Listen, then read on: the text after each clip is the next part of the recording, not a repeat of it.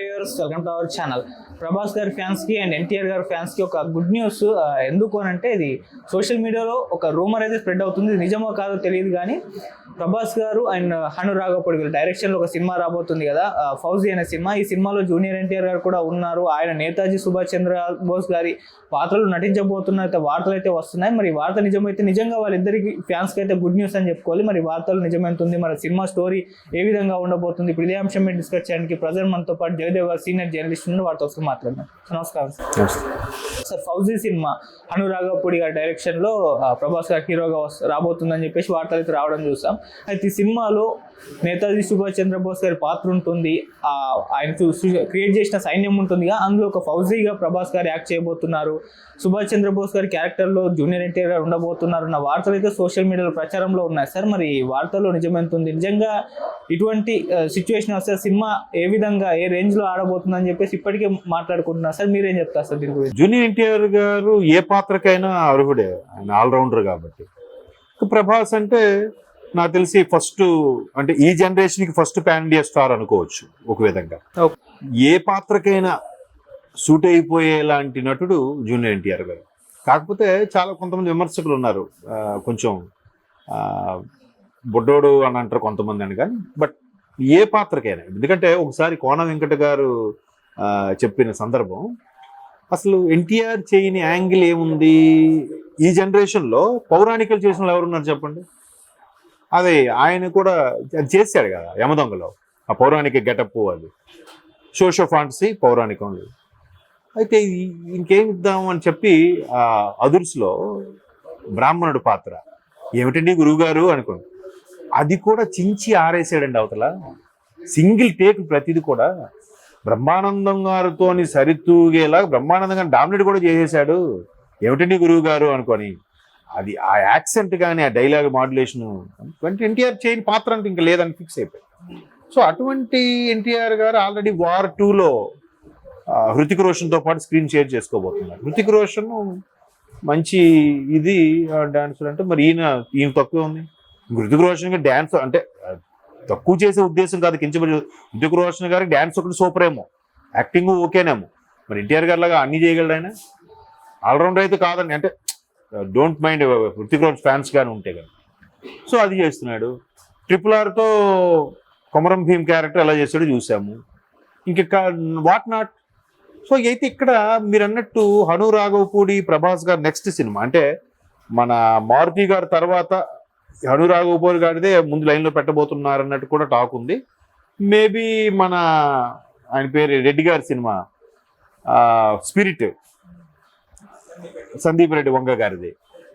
Spirit ముందా ఇది ముందా అంటే, బట్ ఇది కూడా సైమల్టేనియస్ గా స్టార్ట్ చేస్తారు ఆగస్టు 22కు 25కు అని కూడా టాక్ వస్తుంది హను రాఘవపూడి గారిది. ఎందుకంటే ఆయన సీతారామంతో ఆయన skills, taking skills, making skills అన్నీ అర్థమయ్యాయి. నెక్స్ట్ సూపర్గా ఉండబోతుంది. అందులో కూడా మళ్ళీ హను రాఘవపూడి దేశభక్తికి సంబంధించింది. మీరు అన్నట్టు ఆజాద్ హిందూ ఫౌజ్ నేతాజీ సుభాష్ చంద్రబోస్ గారు స్థాపించిన సంస్థ. దేశం కోసం ఇంటికొకరు నాకు ప్రాణం, ఒక రక్తబొట్టు నాకు ఇవ్వండి, నేను స్వతంత్రాన్ని ఇస్తానన్నాడు ఆయన. గాంధీ గారు అహింస అయితే, ఈయన ఇంటికొకరు ప్రాణత్యాగం చేయండి, లేదా నా కోసం రక్తం బొట్టు ధారపోయండి, నేను స్వతంత్రాన్ని ఇస్తానన్నాడు. దానికి అన్నట్టుగానే మనం ఆ ఫౌజీలో ఒక వ్యక్తిగా, ఆజాద్ హింద్ ఫౌజీలో జాయిన్ అయిన చాలామంది నాయకులు నిజంగా దానికి బెస్ట్ ఎగ్జాంపుల్ భారతీయుడు 1 చూస్తే అదే కదా. మా నాయకుడు సుభాష్ చంద్రబోస్ గారు పిలుపునిచ్చారు, ఇంటికి ఒకరు రమ్మని, నేను వెళ్ళిపోతున్నా అని చెప్పి హీరోయిన్కి మాటిచ్చి కమల్ హాసన్ సేనాపతి క్యారెక్టర్ వెళ్తుంది. మనకు అక్కడ గ్రాఫిక్స్లో కూడా సేనాపతికి ఆయన ట్యాగ్ గుచ్చుతున్నట్టు కూడా చూపించారు అప్పట్లోనే, ఆల్మోస్ట్ 28 ఏళ్ళ కిందటే శంకర్ గారు.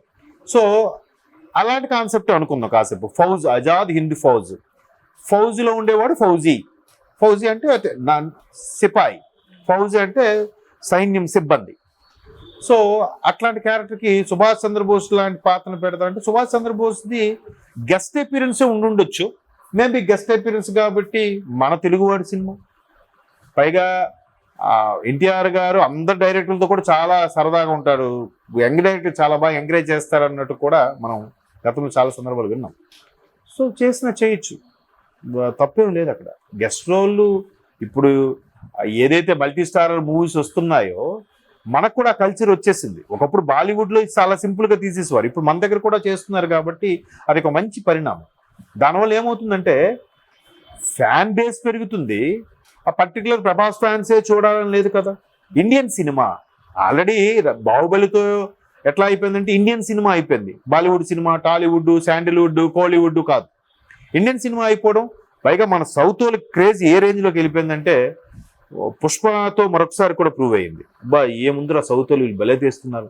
కార్తికేయ అండి, కార్తికేయ 2 చూడండి, హైలీ భారీ క్యాస్టింగ్. సిద్ధార్థ్ ఉన్నారంటే మంచి యాక్టర్, మంచి హీరో. కానీ అంటే నేను అనేది ప్రభాస్ గారు ఇది అంత ఫ్యాన్ బేస్ లేకపోవచ్చు, కానీ ఎట్లా చెప్పుకున్నారు. కార్తికేయ 2తో నిఖిల్ సిద్ధార్థ్కి ఎంత ఇమేజ్ పెరిగిపోయిందంటే నేషనల్ మీడియాలో కూడా అందరూ అసలు ద్వారక ఇవన్నీ నార్త్లో జరిగితే ఒక సౌత్ వాళ్ళు ఎంత బాగా తీయగలిగింది, బాలీవుడ్ వాళ్ళు ఎందుకు తీయలేకపోతున్నారు అని నేషనల్ మీడియా దుమ్మెత్తిపోసింది. దెబ్బతో ఒక్కొక్కరు ముఖాలు దించేశారు. పైగా నిఖిల్ కానీ, ఎన్టీఆర్ కానీ, రామ్ చరణ్ కానీ, వీళ్ళందరూ కూడా అక్కడ మీడియాకి వెళ్ళినప్పుడు చాలా ఒబీడియంట్గా చేతులు కట్టుకొని ప్లెజెంట్గా ప్లీజింగ్గా మాట్లాడుతుంటే అరే సౌత్ స్టార్స్ ఏంటి ఎంత ఒబీడియంట్గా ఉన్నారు, మన వాళ్ళు బాగా ఎరగండి చూపిస్తారే అనే స్థాయికి వెళ్ళిపోయింది. సో ఇటువంటి నేపథ్యంలో ప్రభాస్, ఎన్టీఆర్, రామ్ చరణ్, ప్రభాస్ వీళ్ళందరూ సమకాలీన హీరోలు. వయసులో తేడా ఉంటుండొచ్చు కానీ ఒరే అనుకున్నంత చనువు ఉంది వీళ్ళకి. ఎందుకంటున్నానంటే రీసెంట్గా మనం అన్స్టాపుల్ ప్రోగ్రామ్ బాలయ్య బాబు గారు చేసినప్పుడు ప్రభాస్ గారు ఏదో సందర్భంలో రామ్ చరణ్ గారికి చేశారు. ప్రభాస్ గారితో పెళ్లి విషయంలో బాలయ్య గారు రామ్ చరణ్ చేశారు. చేస్తే ఒరే శరణ నా పరువు తీసేకరా అన్నాడు ఆయన. అంటే మళ్ళీ మహేష్ బాబు, ఎన్టీఆర్, రామ్ చరణ్ ముగ్గురు మళ్ళీ ఫ్యామిలీ ఫ్రెండ్స్. ప్రభాస్ అందరితో డార్లింగ్ ఉంటే చాలా హెల్ప్గా ఉంటుంది. బట్ చేయడానికి ఏముంది, హృతిక్ రోషన్ సినిమానే ఈయన ఒప్పుకుంటున్నప్పుడు అందులో ఎంత కీప్ రోల్ ఉందన్నది ఇంక మనకు తెలియదు సినిమా రిలీజ్ అయితే కానీ, వార్ 2లో. బట్ ఇక్కడ ప్రభాస్ గారు అంటే ఎందుకు చేయరు. పైగా మన తెలుగు వాళ్ళ సినిమా, పైగా నేతాజీ సుభాష్ చంద్రబోస్ లాంటి పాత్రలు మళ్ళీ చేసే అవకాశం వస్తాయి ఎవరికైనా చెప్పండి. అదంటే పెక్యులర్, దాన్ని ఏమంటారు, పేట్రియాటిజం, ఒక దేశభక్తికి సంబంధించిన powerful leader character.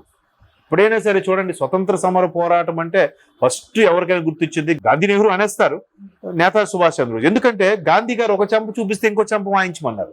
Subhash Chandrabose ఏమన్నారు, ఒక చెంప మీద వాయిస్తే నువ్వు 2 చెంపలు వాయించని తిరిగి చెప్పాడు. ఈయన చేతులు కొట్టుకుని కూర్చోవద్దని చెప్పాడు. సో ఆయన పాత్ర కూడా చాలా ఉంది స్వతంత్రంలో. అఫ్ కోర్స్ చాలా మంది వెలుగులోకి రాలేదు. ఆయన జర్మనీ లాంటి దేశాల సపోర్టుతో ప్రపంచ యుద్ధంలో టైంలో కూడా బ్రిటిష్ వాళ్ళని పోయించాడు.